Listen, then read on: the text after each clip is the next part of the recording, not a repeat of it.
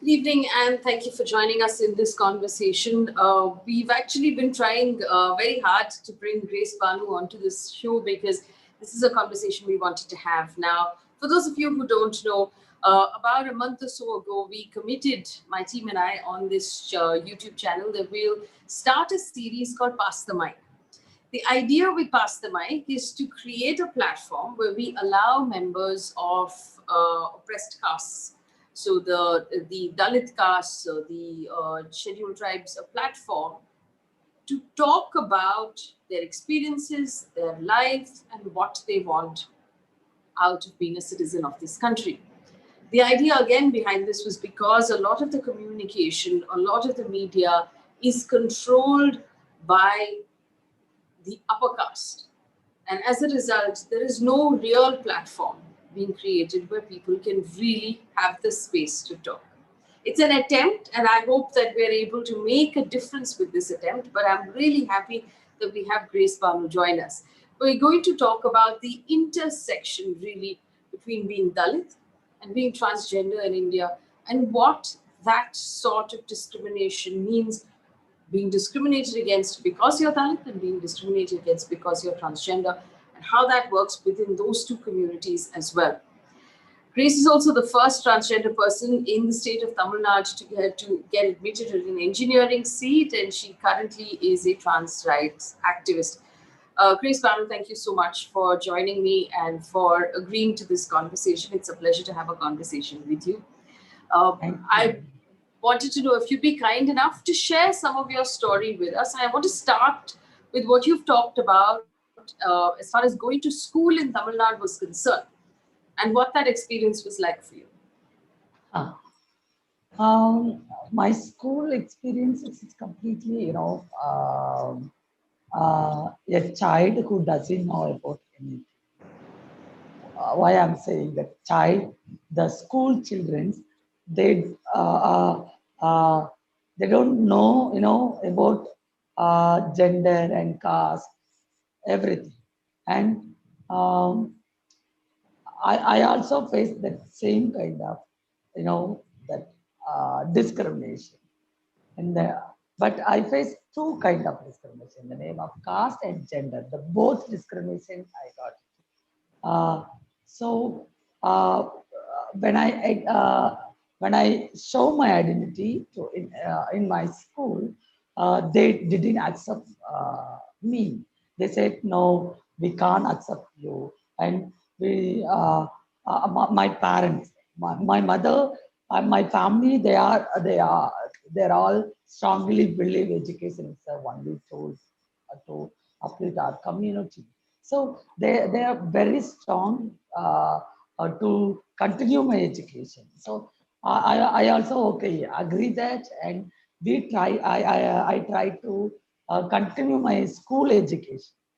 Uh, but after few weeks, only my principal said, "Okay, will we allow your child to continue the education, but you should follow this kind of, the terms and conditions." So I was like, okay, I was shocked when I read that all the conditions. The first condition is when the school is started 8:30, I should come 9 o'clock, and when the school is closed normally 4 o'clock, I have to leave 3:30, and I can't speak with anybody. I can't enter into the classroom, and I can't, speak with anybody, the teacher, anybody. So they allow me to uh, prepare or continue my education to my own efforts. And I should sat under the tree in front of the principal room. One tree is there, so I should sat there only. And so this kind of discrimination, I don't know why these people are treating me. So that time I don't know, and slowly I understand. Okay, why these people are doing. And my school, of course, it's a the patriarchal. My principal is a patriarchal male, and he can't agree, the trans persons. He gave, he have so much transphobic thoughts. So that I don't, at that time, I So, don't so, know. so let me take this step by step. Also, I think if we don't use the headphones, it might be better because we're losing a little bit of your audio as you speak. Uh, Oh, so, what you're saying is when you started going to school, you were asked not to talk to anybody because you're Dalit. You were asked not to sit in the classroom, to sit under the tree and to come in at 9 o'clock when school started at 8:30 and leave half an hour early so that you don't interact with any of the students. At that okay. time, did the principal or the teachers or anybody tell you why they were treating you in this manner? No, they said, my school, all the people know I have this kind of issues, the gender dysphoria issues. And they say they also have so much fear. Hmm. And the before the day when I show my identity, the before the day I have a friends and uh, yeah, yeah, close friends. But when I show my identity, all the friends is completely gone. And they're they're they are treating me. It's they are seeing me differently. It's like a watch. It's a ugly. When I see some ugly things, so the ugly face, their face reaction, it's get gave me to that mental trauma. So I have to overcome that. So at that time I face it's extremely discrimination. So that's why I I tear my shirt and I put sand my head and I shouted in front of the principal and I throw my all the books to his face, and I ran out from the school. So after So, that, uh, so tell me, uh, when you showed your identity to your classmates and your friends, what does that mean? Did you tell them how you feel? How did no, you? I fell in love with a boy. So that relationship, all the people they knew, and I wrote a letter to that boy, and they got that letter, and through that letter, the school always it's going spread, and all the persons knew about my identity, why I'm having this different kind of thoughts, uh, and openly say they said, okay, I'm a gay. I have a relationship, the gay relationship with another boy. So so we don't allow the gay to continue the education. And I said, no, I'm a trans. I said, I told my feelings. I'm a female. I have a female. The feelings. So that is my original identity. So I told them. I don't know. At that time, I didn't get any fear because that's my originality. So I should say, so I should said, okay, I said, yes, I'm a trans. I have, I want to be a woman. So I told, so that's kind of things they didn't accept. And I'm in the rural area background, and those persons doesn't know about anything, the trans person's livelihood. So after that, I left from my, left. I discontinued my school education, and I went to my home, and I cried to my mother.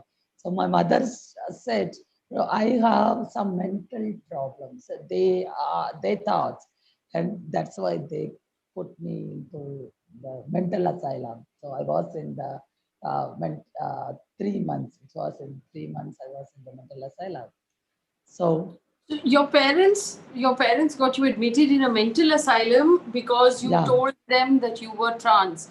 How yeah. old were you at this time, and what was At that that three time, months like? yeah, 15. It's normally 15 to 16 years old. And what happened in those 3 months? And that 3 months, they gave so much treatment and they tried to change my identity. You know, the psychologist, the psychiatrist, uh, uh, on the time, they didn't have awareness about the trans. And he also said, the psychiatrist also said, I have some mental issue. So it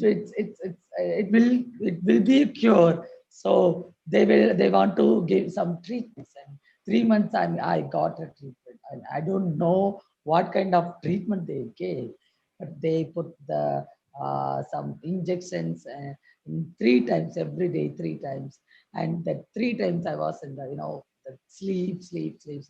But afternoon only I have uh, I have to wake up. So that time I have 2 hours. I had at that 2 hours only in that mental asylum. One library is there. So that 2 hours I went to the library and I read Baba Saheb Ambedkar, Karl Marx, Lenin books, and that is the spark point of my life.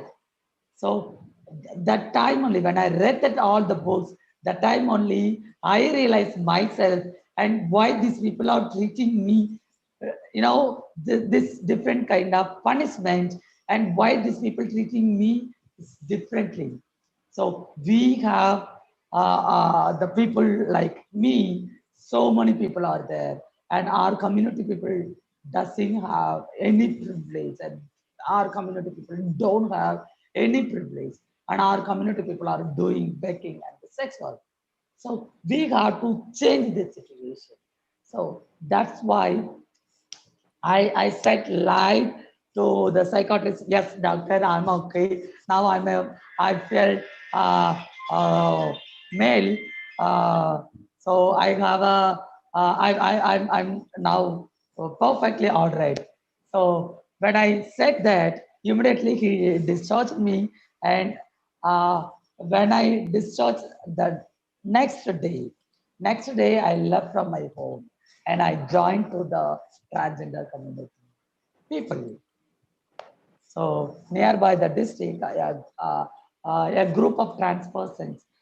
It's a Tirunelveli district. I think you are all here about the Tirunelveli Halwa. Yes. So that time I hear about the group of trans people. Very few of them are, did the halwa business. So they are making alva and they went to sell that alva. So that inspired me. So I also joined the team and uh, I also try to make a halwa, and I also went to sell the alva. Through that income, I told to my trans adopted mother. Um, so this time I have to thank my trans adopted mother. She's a she's a very good gift of mine, because see, when I met her, immediately I said I don't want to go to the baking and the sex work, and I have to I sorry, I want to continue my education, and I want to change the situation for my community. So she said immediately, okay, no problem. I also support your So uh, I want to remind you to aim. just hold up your microphone. But what you're saying is Oh, that you then, while you had been at 15, 16, admitted into a mental health asylum by your parents because they thought that they could cure you of your transgender feelings. It was there that you discovered a book by Dr. B.R. Ambedkar, and you read that book and you realized your identity and what that meant, and you told the doctor that no, now I'm okay, so you can discharge me and send me home. But before we get to your transgender family, what happened with your parents when you went home? no, they can't accept. At that time, nobody didn't speak with me. So they said, I tried to call them. They cut my phone and they blocked. And that time they don't have a smartphone and they have only a smartphone. So that's why they when they hear my voice, immediately they cut the phone. They cut the phone and they switched off the phones. So that time it's hurted me a lot. Child who eagerly getting that mother parents love, but I didn't get that time. So it was okay. Our parents, that is not fault of my parents' fault. My parents didn't say do anything because they are fear about the society. They are thinking about the society. What is the situation in the trans people in the society? This society, they put all the trans people are doing begging and sex work, and how your parents to agree our children in future our children going to do the begging and the sex work. Nobody. So that same thought they're also thinking. So so that time I thought, okay, we have to change the society, the safe space. We have to create the situation, safe situation for us. After that, our family members automatically they will accept. So it's happened. So now the 4 years back, my family members automatically called me. My mother and father, they called me their home, and I went and I visited. After 10 years back, I met them. So this is the situation in the family. So You know, you yeah, then you then said that you left home and you joined a transgender family, and they were making Tirunelveli halwa, which is a different kind of halwa that you get specifically in Tamil Nadu. The reason why I know this is because my producer Arun loves the Tirunelveli halwa, and when I went to Chennai, he told me to find it and bring it for him. So that's yeah, how I sure. know what it tastes like. I It's will. his favorite. But you told your new mom that Yeah, you will not do sex work. You want to finish your studies. How yeah. did you get admission into an engineering college? Did you finish your schooling, and how did you pay for it? Okay. And I my 10th standard. I have a 10th standard qualification at that time. So I have another option to complete the 10th standard. We used to do the diploma course. So I joined the diploma in the nearby the district. So I went to the college and I completed my diploma with 95 percentage. So yes, when I completed my diploma, I got a placement opportunity. So I was selected in the software engineer. So I moved to Chennai. So I joined one software company. It's a private software company. So I also I know what is the problem in the education system and how do we change it. Because of my experience, what I had. So and I also and the working area, the employment opportunities, the workplace, how will expect, and how we have to create the safe space in the workplace. So I also joined that software company, and I was worked there more than 4 years. And first I told to they knew my identity, and first they said no, we don't accept you. My MD said, and I try to convenience, and I try to educate him, and he said, okay, no, give give me some time. So I gave the time. It's around 6 months. So after 6 months only, but I have to continue my job. So after 6 months only, uh, uh, he said, okay, no problem. You can continue the job. with your own identity. I was super happy at that time. So that time I completed my surgery and I completed my transitioning period. And after 4 years, I quit my job and I tried to apply government job because I have the qualification with 95 percentage. So I tried to apply a government job. They at the time government said, the Tamil Nadu government said, RTI reply that shows we don't have a separate policy for the transgender persons who admitted, write a government examination, and we don't have a separate policy to enroll the employment officers. So it's on that time I thought, okay, we are also a taxpayer of this country. Whatever we are doing, sex work and the begging, every day we are buying a product and we are paying the tax, but we don't get any rights. So that is the first step. We and my another four friends, we plan to file a petition in the Madras High Court.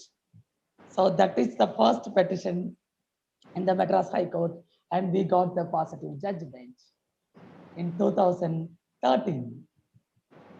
That's a beautiful story, but I want to take you back a little bit, if I may.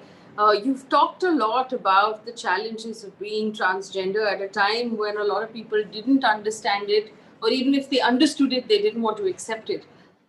Do you believe that it was more difficult because you were Dalit and transgender? And if Of yes, course, how?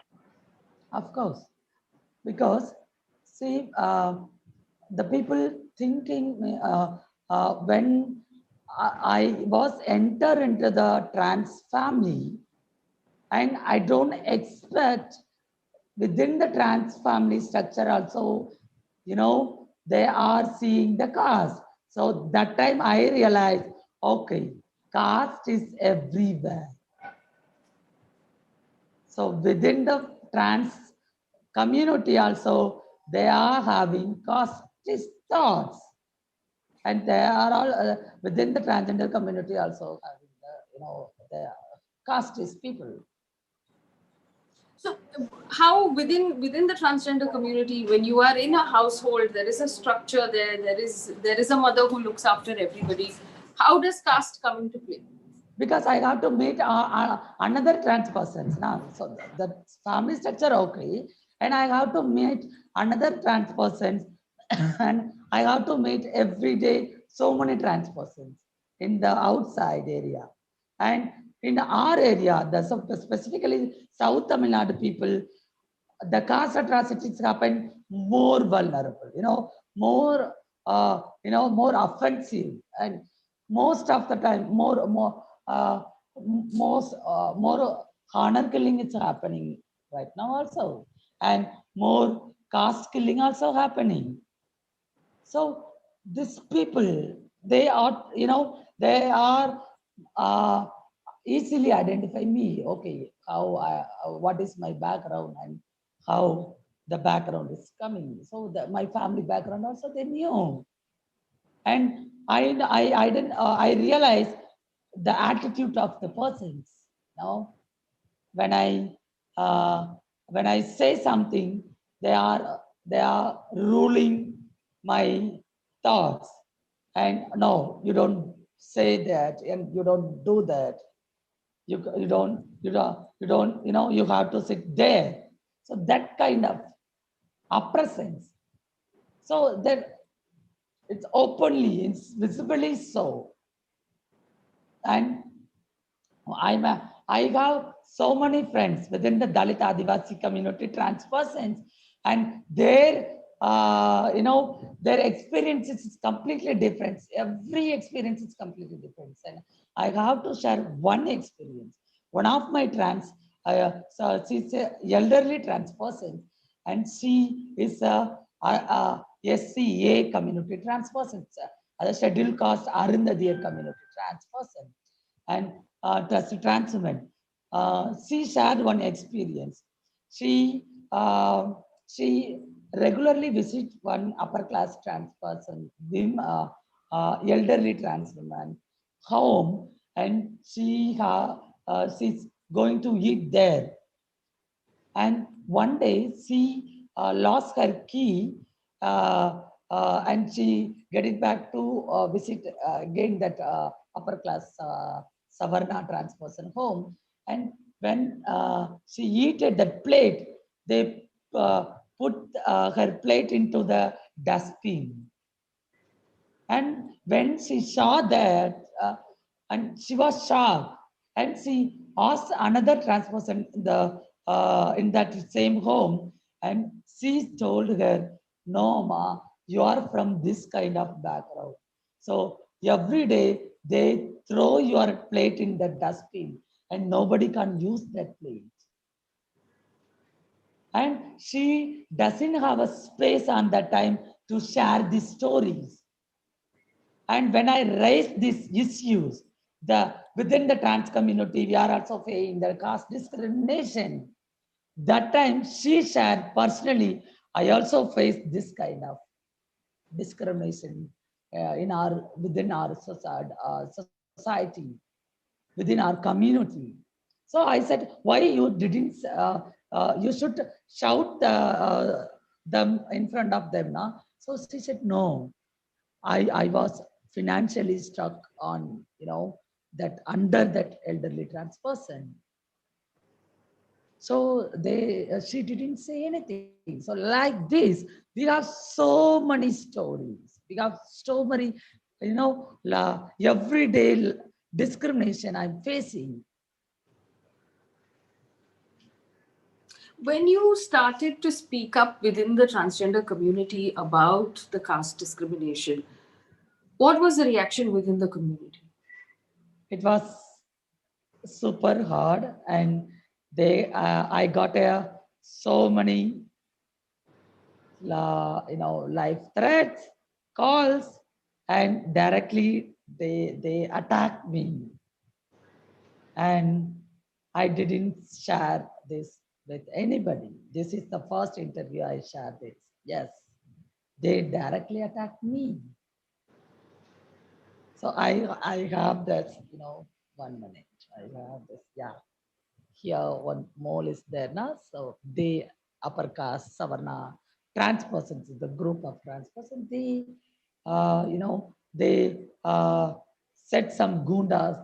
They when I was in the crowd, they cut my hand. And after that only I realized, oh, who did this?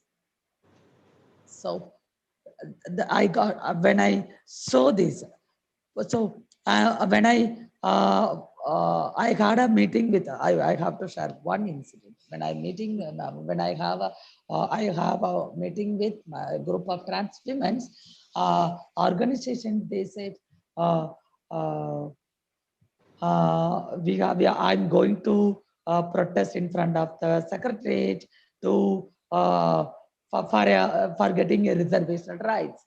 So they said, no, you can't do. If you do, we are, all other trans persons, they are going to beat you. They said, no, I said, no. If you have the guts, you should do.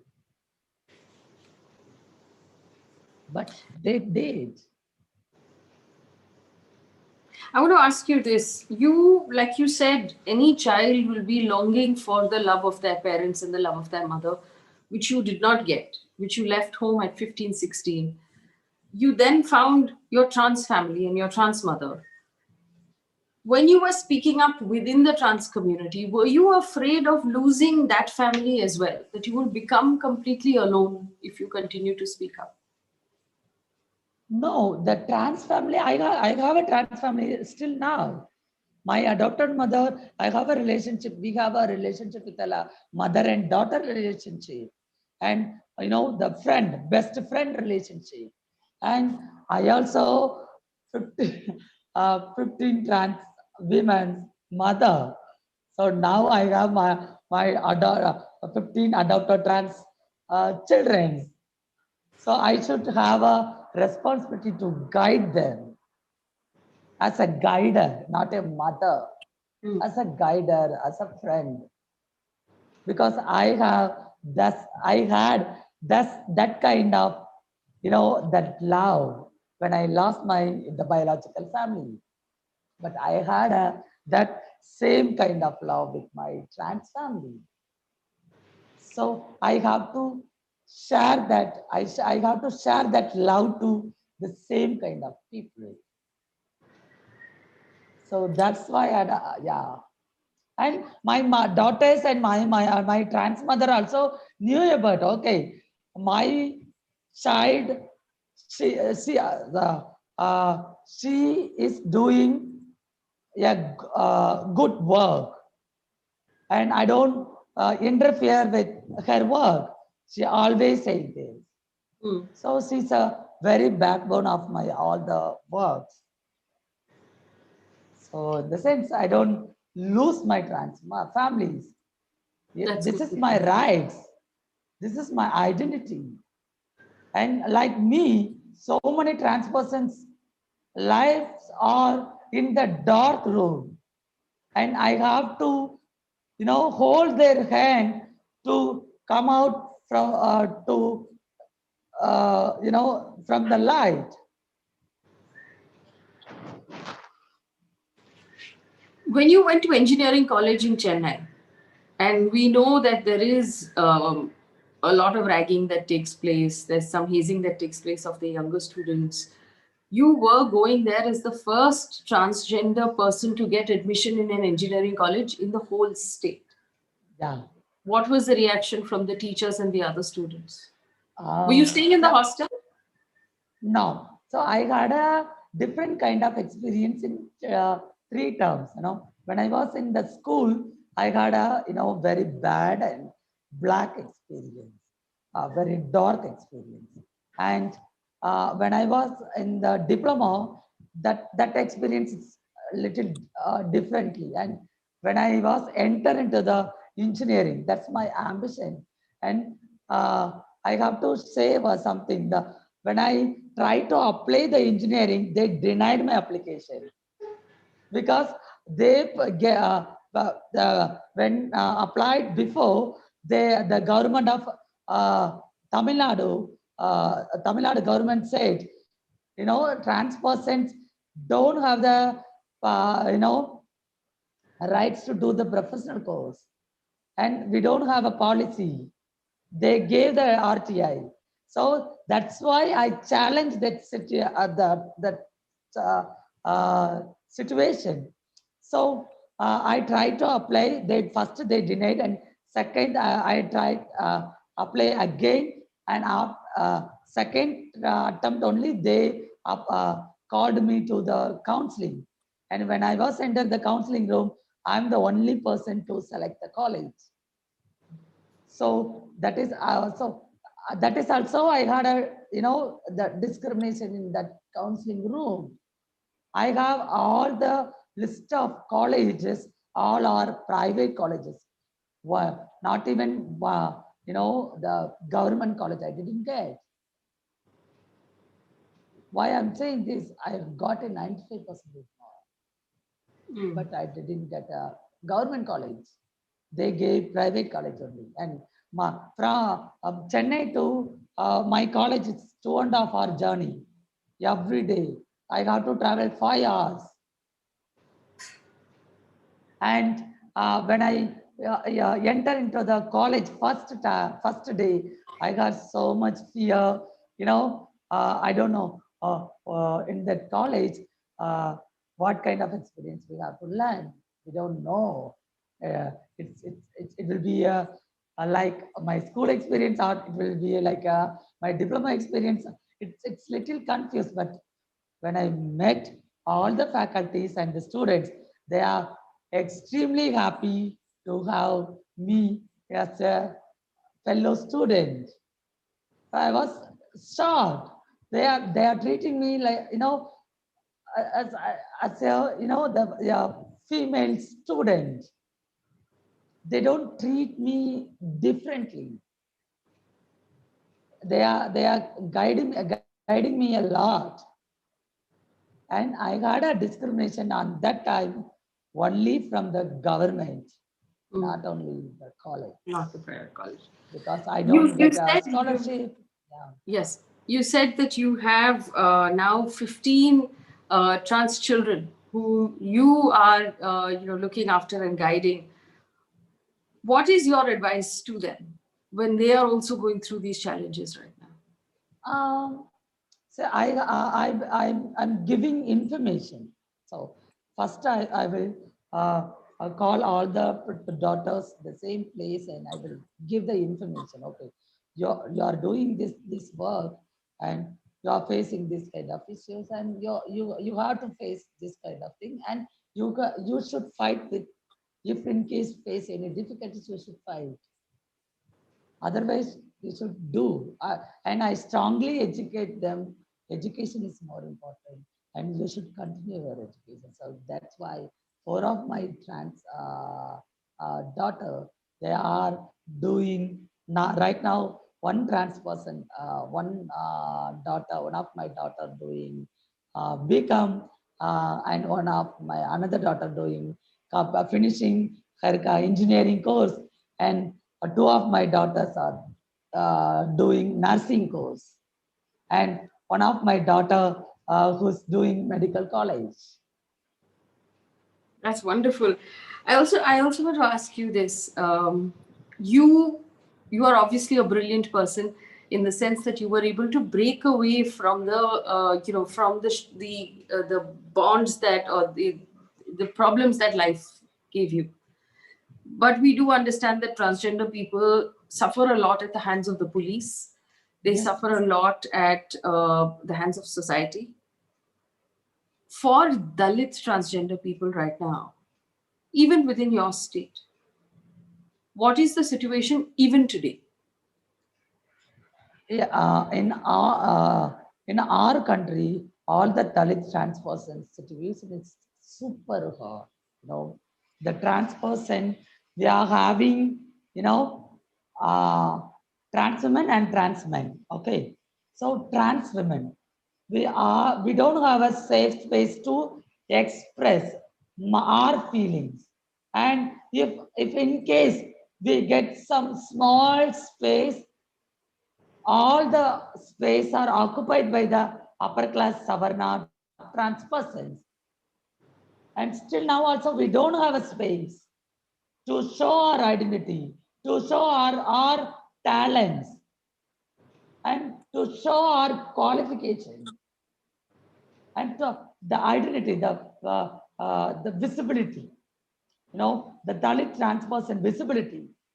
We don't have a secure space. If a trans person knew about I'm a Dalit, they are, that their thought is completely going to different. So this is the situation in across the country. And yes, you are saying you are facing the violence, you are facing atrocity, but our voice is very, very less.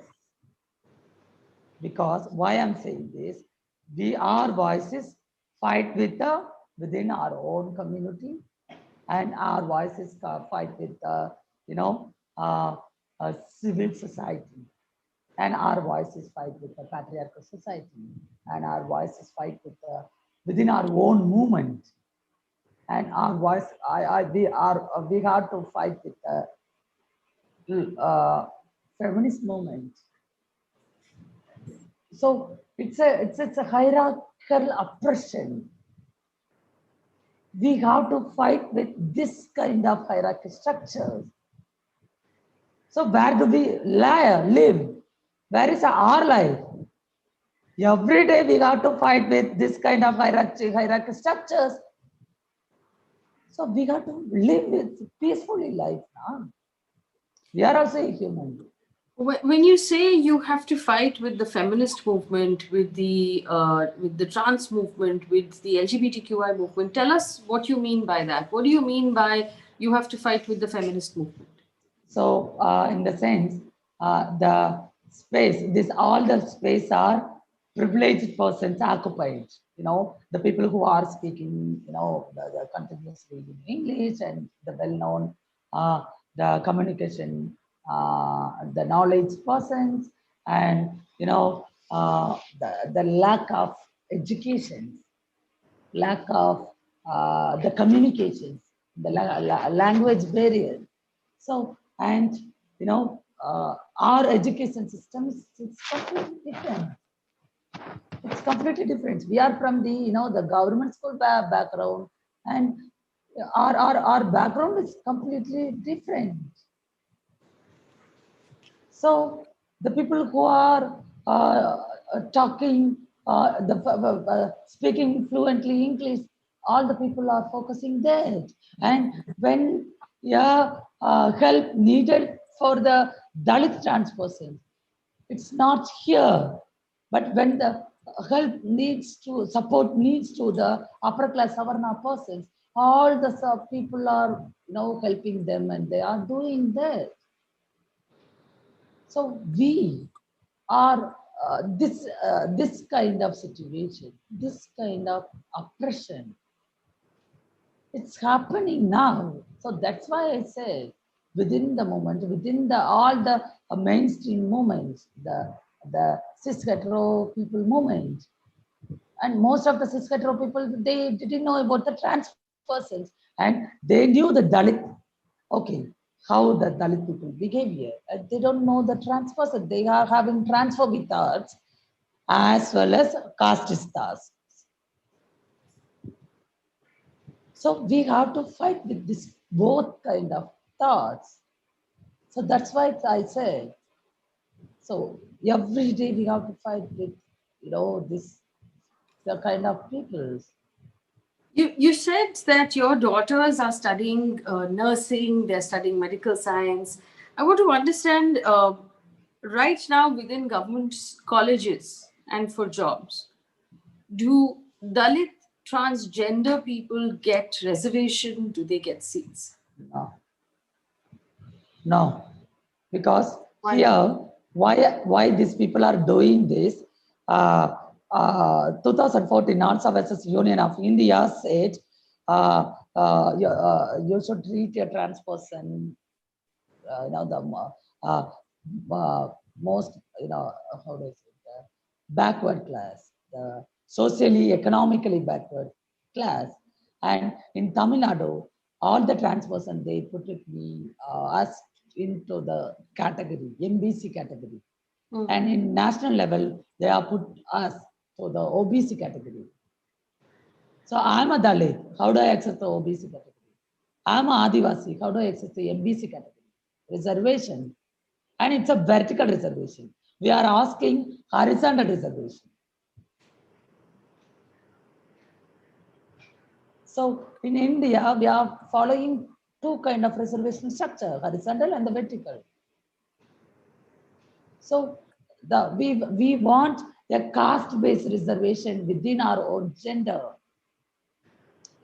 Like the physically challenged persons having that reservation. So that's why our people, if it's in Tamil Nadu, government have a GIVO, government order. If a Dalit trans person wants to write a government examination, you should. If you are a transgender category, you should. That's your wish. If you select the female category, you should use the female category 30% reservation, or use or else you are selecting the male category, you can use male category reservation. Or else, if you are selecting the transgender category, you should use MBC category reservation. This is the one set of condition. Or else, if you are trans person having the community certificate, you should use your own within our own community reservation. If you don't have a community certificate, you can treat, you can use the MBC category reservation. Automatically, you can use the MBC category reservation. So tell me something again. A lot of transgender people leave their parents' homes when they are again 14, 15, 16. after they transition, they change their names, which means a lot of government paperwork to change their names. How many of them really have access to community certification, to birth certificates, to things like that? So all the upper class Savarna trans person, they are having all the documents. Okay, but the Dalit trans person, they don't know. They don't aware about this kind of opportunities there. They don't know. I know so many people. Every day I'm getting 2 calls, at least 2 calls. How do we change the name change, gender change, and how do we get the community certificate, and how do we get the basic documents? So this is the situation now, and they don't aware about this. We have the Is it possible to get the community certificate and the documents without going back to parents and parents' house? no. You should have a at least your family members certificate, community certificate, one member's community certificate, at least Xerox. It will be a photocopy or original, but you should have.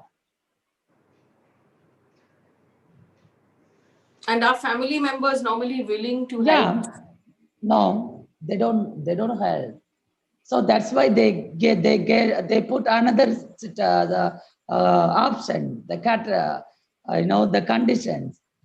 If you don't have a community certificate, you are automatically treating as a basic category.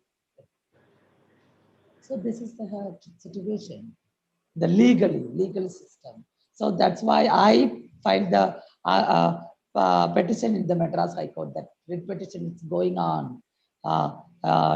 Coming last 29th, they gave the cover. They filed the counter, and I want to read that counter file. It's 22 page. So I finished only 14 page. So I don't want to say any comments of that counter file. And but that case is going on in the Supreme Court and the Madras High Court, both. What is your plea before these two cases right now? Before these two We courts? we want separate reservation, and we want our representative in your board, and you are all aware about that national council. It was formed in the as per the Transgender Protection Act 2019. National council was formed in the 2 months before. So and that national council members all are upper caste Savarna people. We don't have our representative people, our representatives. The transgender bill that was passed by the central government, are you saying that it's not representative of Dalit transgender people? Yes, it was so in that act. It's from the beginning onwards, we are all opposed that act because it's not for the people. The our government, the BJP government, they are continuously showing their face. We are, against the oppressed community people. Like, the CAA Act, the before the Transgender Protection Act. So many acts they passed. So that's in the Transgender Protection Act. It's a useless act. It's not giving any upliftment for the trans community because it didn't have anything. It doesn't have anything. Any rights are reserved. It doesn't have our reservation rights. It doesn't have our, the protection rights. So I want to quote two major things. So it doesn't have one word about the trans reservation rights. It doesn't have even a single word. It's not placed in that act. And B, when the trans person wants to, trans person face the sexual assault, the rapist, the minimum punishment, the maximum punishment is minimum 6 months to 2 years as per the Trans Act. Where is do you think is this is justice? No, not at all. So if a girl or women face the sexual assault, the minimum punishment is you have the 7 years, 6 years, and you have the POCSO Act and SC Atrocity Act, but we don't have any without expect that IP section. So that's why the lot of violence and the sexual assault has happened. So I told before when they introduced that bill, I told before the all the parliamentarians. We had the meeting with the parliamentarians, and I told them in future so many trans persons, getting a murder, and they are facing so many violence. But it's happened now. Last week, a trans woman who is from Tamil Nadu, who is an entrepreneur, who is a trans activist, well-known trans activist. Her name is Sankita, who was murdered by a cis hetero male, was killed.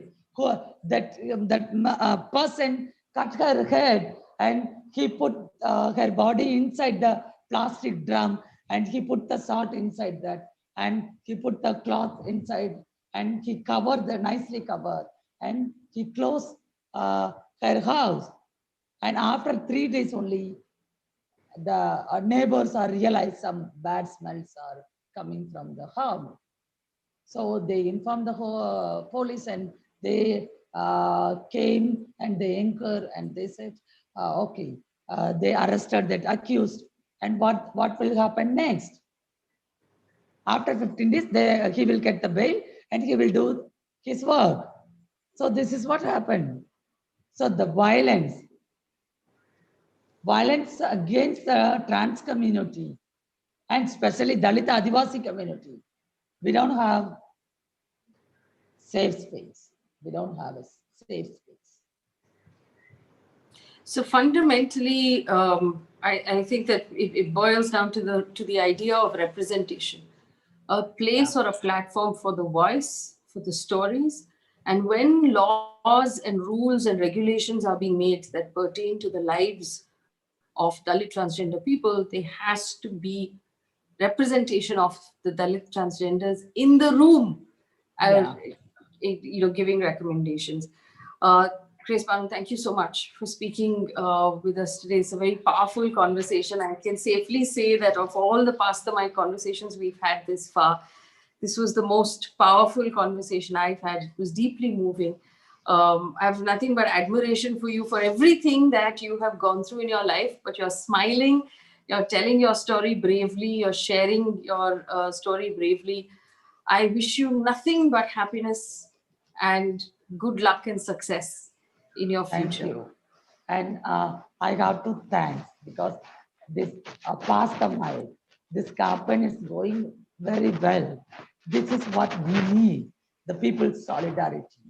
Every time the atrocity or violence is happen against us, the mostly we are getting the response is silence. So every time I registered this word, your silence is also one of the apartheid for us. So you should break your silence. So this is what the Past the Mic is doing their work. So thank you so much. Thank you, Grace. And anytime you feel that you want to come back and share more with us, please feel free. This platform is always open to you. Thank you. Sure. Thank you. Thank you so much.